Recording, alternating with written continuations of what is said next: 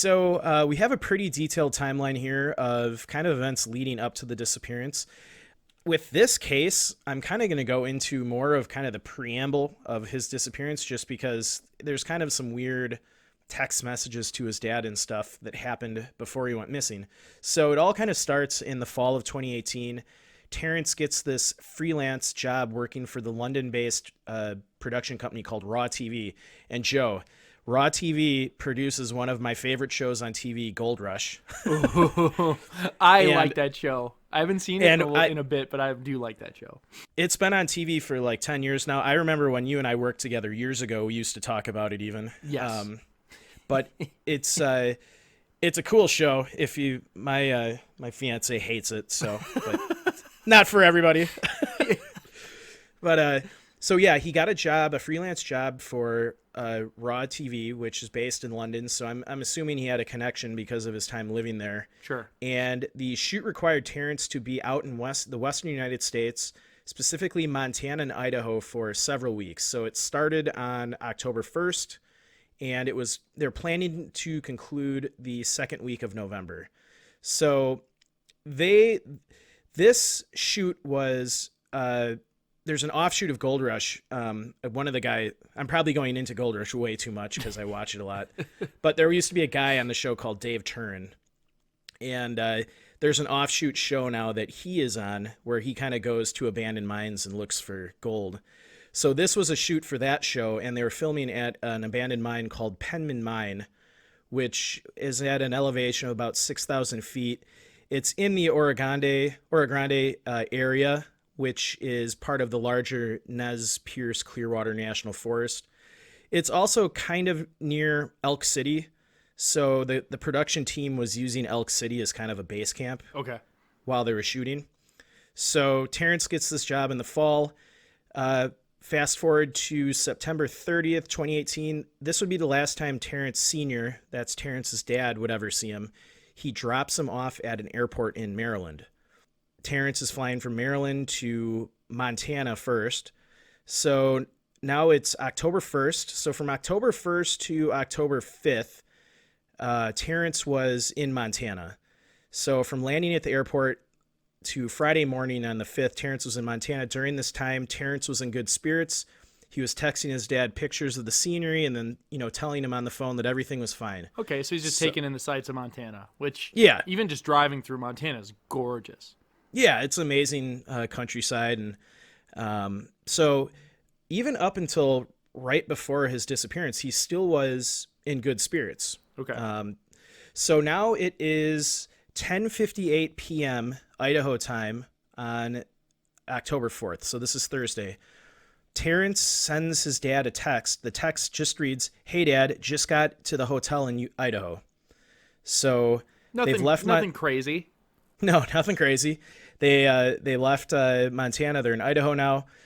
Now it's 12:58 a.m. Idaho time. Now it's October 5th.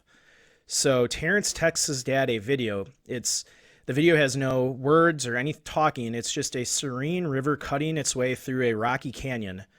There was no text, no locator or words or any clues on it. And then a weird thing later on, when I was a Washington, D.C. news crew was doing an investigation on this disappearance, a reporter who was interviewing his dad saw the video, and she remarked how it was really creepy and foreboding now that she knows the whole case. Yeah, I wonder if that's like a bias because of knowing what happened to him. It definitely could be. In the investigation, they kind of go into more detail on the video. There's like steam coming up, and I don't know. It sounded kind of creepy. Sure. So now it's 3 a.m. Idaho time. Terrence calls his dad. So this is strange. Terrence calls his dad to tell him that he made it here and he's okay. There was not much more said, and his dad just said, "Let's talk later in the day." So now the film crew was at Elk City, Idaho. That's weird. So just after an hour after midnight from the day he arrived, the day prior, now it's midnight, it's like an hour later, he sends a video of a river. Yep. And then at 3 a.m, he calls him to say, "I made it here." And that's following a text from the previous day at 11 p.m. roughly saying, "Hey Dad, just got into the hotel." Yeah. Was he known for So, like sleepwalking or sleep talking or something? Or no, and I know they didn't make mention of it, but that's no, and weird. that is weird. And it maybe he, who knows? I think you kind of read as I keep reading, you'll see there's kind of a string of weird. He's acting weird the last kind of 12 hours before his disappearance. Okay. So, like I said, 3 a.m. he calls his dad. His dad briefly talks to him and says, let's talk more later in the day. So now it's 5:44 a.m. Idaho time. So I'm wondering if Terrence has even slept all night. A lot of texting and calling. Yeah. So Terrence texts his dad again and says, "I'm coming home on Wednesday the 10th," and that was it. And so Wednesday the 10th would be October 10th. And it was noted that this would be cutting his trip short by several weeks, something that his friends and family said Terrence has never done before. So, like we said, the shoot was supposed to go into the second week of November. Yeah, and like he hasn't even been on set yet, it sounds like. Well, they have been filming. So I believe Okay. they've been filming in different spots. So Okay, so it made it sound like he like landed and like kind of made his way through Montana and then was arriving. So he was with the film crew in Montana, and okay, they're probably like filming the way there, like the B-roll type stuff. I believe so, yeah. So they haven't filmed at Penman Mine yet, from my understanding. So he sends this text to his dad. His dad doesn't respond back until 3 p.m. Idaho time. But by 3 p.m., Terrence and the crew have been out in the wilderness filming in a location that had no cell service. Okay. So Terrence Sr. isn't even sure that Terrence received that final text message. So they don't know. Fast forward to the end of the shoot on October 5th. So it wasn't clear the exact timing of this. It was either late afternoon or early evening. I do know it was before, like 6:40ish, and we'll get into that later, but they have a 911 call log. But so October 5th, the crew spent the entire day filming in the mountainous area of Penman Mine. And what happens next is entirely unexplainable. And what I'm about to read is firsthand knowledge from the on-site production manager that goes by the name Simon. We don't have a last name to it.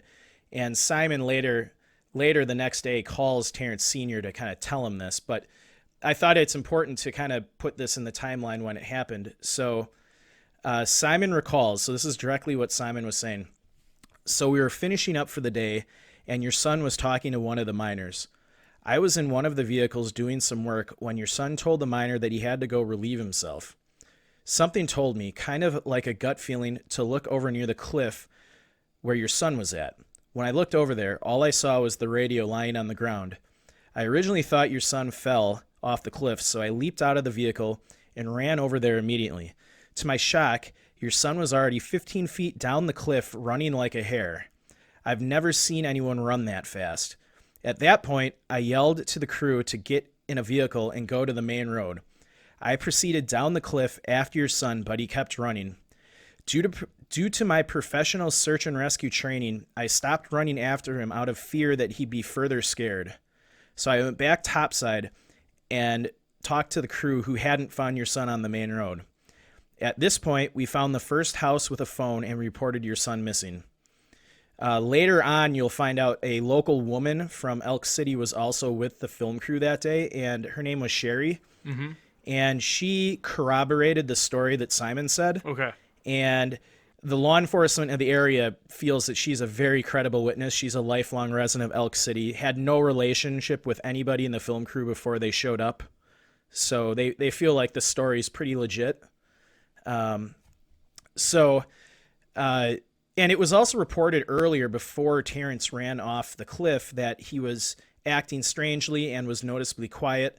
And it was also reported that his cell phone was with him at the time he ran into the woods. So a lot of times we always make the comment that all these people go missing and they never have their cell phone with them. And if you have your cell phone with you, even if you're in an area with no signal, there's sometimes you will ping a tower, and all it takes is one of those pings, and if they can get access to your phone, they can sometimes trace pretty accurately where you were. Where it is, or at least say, hey, it pinged this one tower, and that means it's within this radius. Yeah, they could even do a radius of the tower. They'd be like, all right, well, he's somewhere in here. So it's interesting. Later on, we'll get to why people were mad that they didn't use that data. So it's 6:41 p.m. on October 5th, and one of the reporters from the news crew doing the investigation got the call log transcript from the Idaho County Sheriff's Office, and it reads the following. Advised that a male Terrence Wood, 27 from London, works for a TV company who is creating a movie in the area of Penman mine.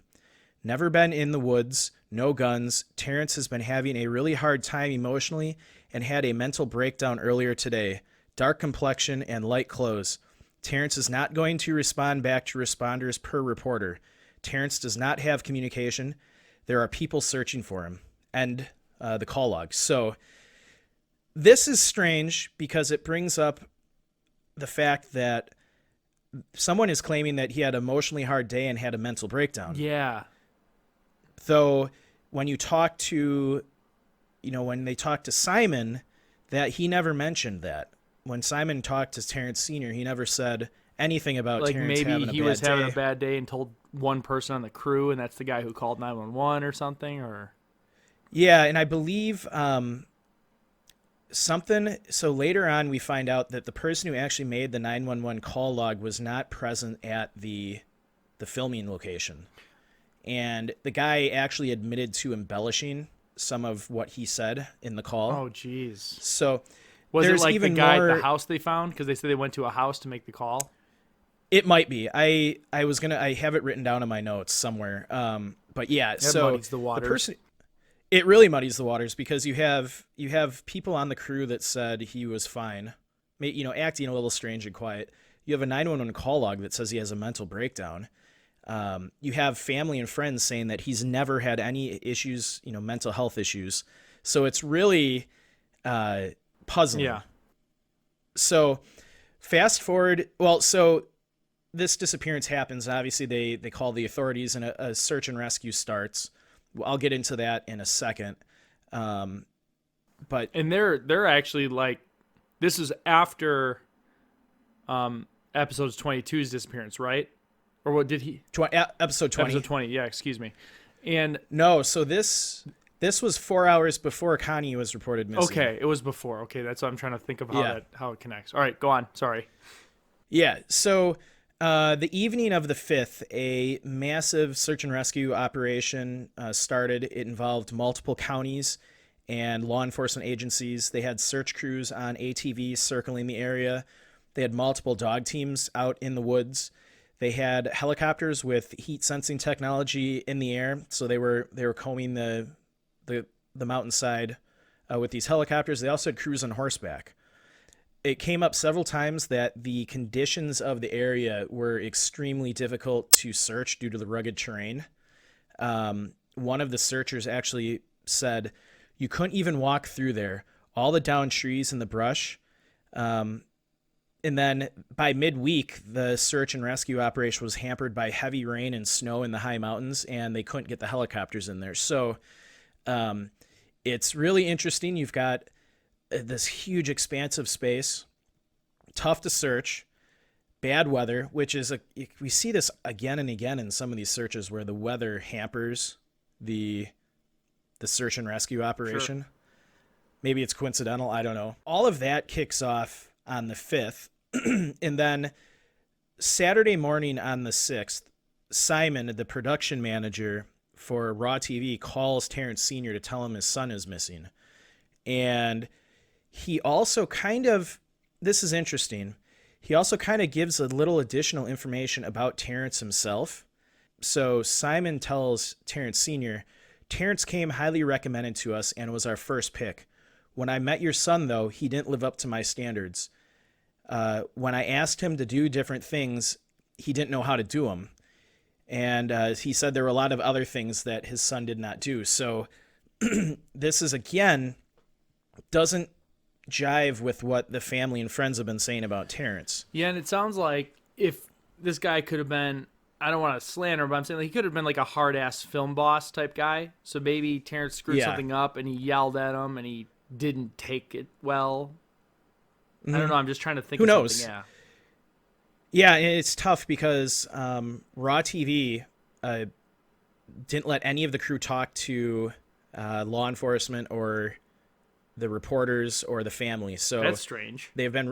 It's been really hard for, it is very strange. So the family, Terrence Sr. specifically, makes a lot of mention that they just wanted to talk to some of the people that were at the film site that day, and the company has barred any of them from talking, and none of them respond on social media.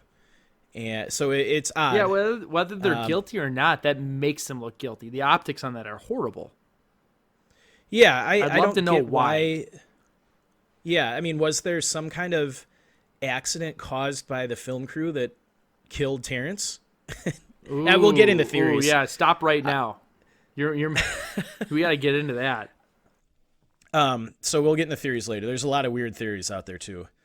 Like I said, search and rescue operation kicked off that evening of the 5th, and the Idaho County Sheriff's Department started to scale the search back on the 11th, so about 7 days of searching, and they had found nothing, no trace of what happened to Terrence. No prints, no scent, nothing. So they're kind of like, and by this time, the 11th, they're also dealing with 2 other disappearances in the same county.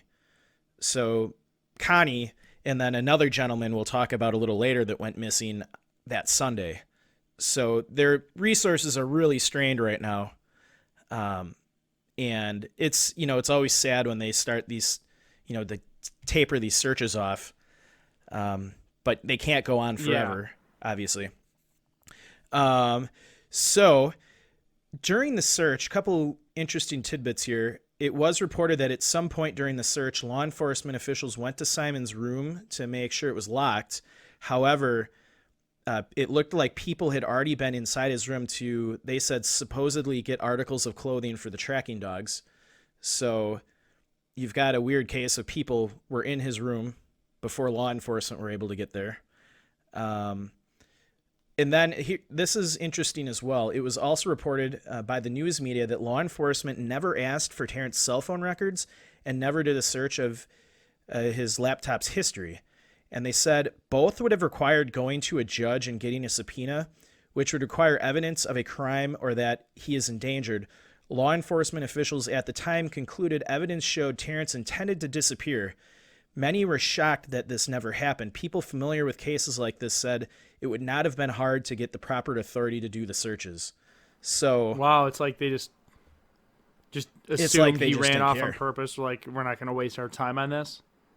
Yeah, it's they interviewed a lady who does these, investigates these kind of searches, and she said it was kind of shocking that they didn't at least try to get cell phone records. Yeah. To see if they could ping a location of where he might be, or see if he was texting anyone. I feel like they could get his dad's permission instead, like even not even to get a warrant, just saying like, hey, like I give you permission to do it, or they said not. No, I think because he's 27, his dad would have to have power of attorney or something like that in order to authorize that. Oh wow. So you have to go to a judge for it. But what judge would turn that down? Yeah, I think like this lady was saying that investigates searches like this, she said it wouldn't be too hard to convince a judge to issue that subpoena in a case where you're trying to find someone that's missing in an environment that every hour counts. Yeah, sure. Yeah, because it's more of a missing persons case than a runaway. Yeah, exactly. I mean, if you look at all the evidence, yes, he did run into the woods, but if you look at all of the other evidence about Terrence, that is not in his character to do. Well, and that mixed with the 911 call saying there was some form of mental instability, you could easily claim he's mentally incapable of knowing what he was doing, which poses a danger to himself, which I would argue gives them some level of authority to say, let's at least look at his location record so we can help find this guy, because if he's mentally incompetent at that point, he could die and do harm to himself. So I'll wrap up the timeline here with two conflicting statements by law enforcement. Perfect. So we have the first statement we have is an interview with the local sheriff that was in charge of the search and rescue operation at the time, and he said the local sheriff said that the guys working the SAR operation will tell you that Terrence is not in this area, the area that we searched. They determined that he slid down the bank and made it to the road. After that, they don't know where he would have gone. They said if he was hurt or injured, they would have found him, and if he had done something fatal, the dogs would have found him. So the sheriff was very confident in saying that, listen, we searched this whole area. If he was here, we would have found him. If he killed himself or was injured, we would have found him. The dogs would have found him. He was very confident in that. I listened to the interview. You can hear it on the internet.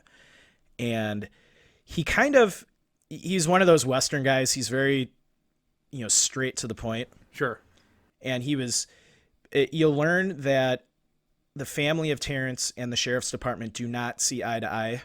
They actually don't talk. They're not, like, at one point the sheriff's department said, we're done communicating with the Woods family. And the sheriff basically is saying, he's like, listen, whatever caused your son to run into the woods is not our problem. You called us. We looked for him. He's not here. What do you want us to do about it? Oh, that wow. was kind of his super compassionate.